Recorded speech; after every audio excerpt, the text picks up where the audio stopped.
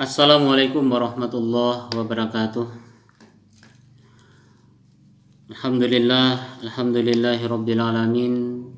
Wassalatu wassalamu ala asyrafil anbiya wal mursalin wa ala alihi wa ashabihi ajma'in. Amma ba'd. Hadirin yang dimuliakan Allah Subhanahu wa taala.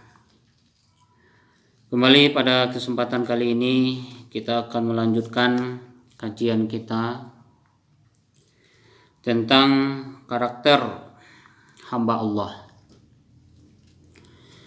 Pada kesempatan sebelumnya kita membahas firman Allah Subhanahu wa taala. A'udzubillahi minasyaitonir rajim. Bismillahirrahmanirrahim. Walladzina yabituna lirabbihim sujjadan wa qiyama. Yang artinya orang-orang yang melewati malamnya ya, dengan sujud dan berdiri ya, di hadapan Tuhan mereka. Maka ayat ini menjelaskan tentang hubungan hamba dengan Tuhannya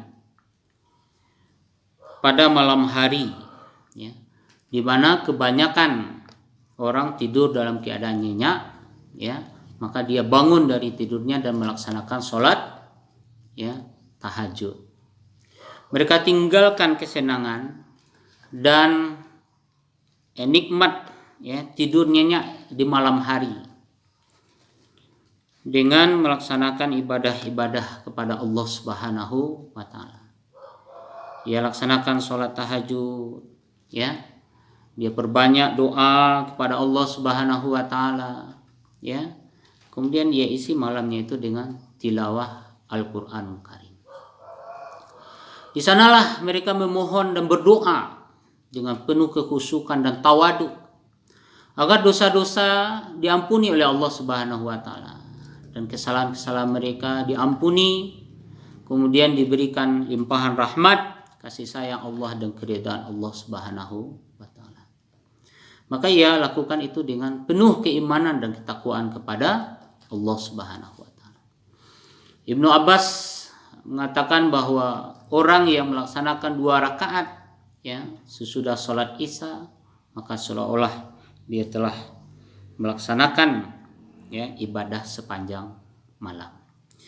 Di dalam surah ya, As-Sajdah, surah yang ke-32 ayat 16, Allah Subhanahu wa taala berfirman, tatajafa junubuhum 'anil madaji' yad'una rabbahum khaufan wa tama'an wa mimma razaqnahum yunfiqun. Bahwa lambung mereka jauh dari tempat tidur mereka. Ya, artinya apa? Dia bangkit dari tempat tidurnya. Mereka laksanakan ya, ibadah kepada Allah Subhanahu wa taala. Yad'una rabbahum khaufan wa tama'an. Ya, mereka memohon ya, berdoa kepada Allah Subhanahu wa taala dalam ya, keadaan penuh ketakutan ya, dan penuh harap. Nah, ini menunjukkan bahwa kecintaannya kepada Allah Subhanahu wa taala sebagai Rabb, tujuan ya, ibadah yang ia lakukan ini, karena inna sholati wa nusuki wa mahyaya wa mamati lillahi rabbil alamin. Karena sesungguhnya ya, solatku inna sholati, solatku ya, ibadahku, hidup dan matiku hanya aku peruntukkan untuk ya, mengharapkan ridho daripada Allah Subhanahu wa taala. Ya. Maka hadirin yang dimuliakan Allah Subhanahu wa taala, nikmat ibadah di malam hari itu luar biasa sekali ya. Kenapa? Karena gangguan-gangguan dalam beribadah itu di malam hari ya, sudah banyak ya, gangguan-gangguan itu hilang dan berkurang. Kalau ibadah di siang hari banyak suara motor, kendaraan, anak yang mengganggu, kesibukan-kesibukan lain ya, di dalam bekerja, di dalam bertugas mencari kehidupan. Tapi di malam hari ya, gangguan-gangguan itu sudah banyak berkurang ya. Ibarat gelombang ya, gelombang gangguannya itu ya di malam hari ya sudah hilang. Gelombangnya ndak taimpi lah. Kalau di siang hari taimpi dek suara iko, kesibukan iko, panggilan iko dan lain-lain sebagainya. Tapi di malam hari alhamdulillah ya.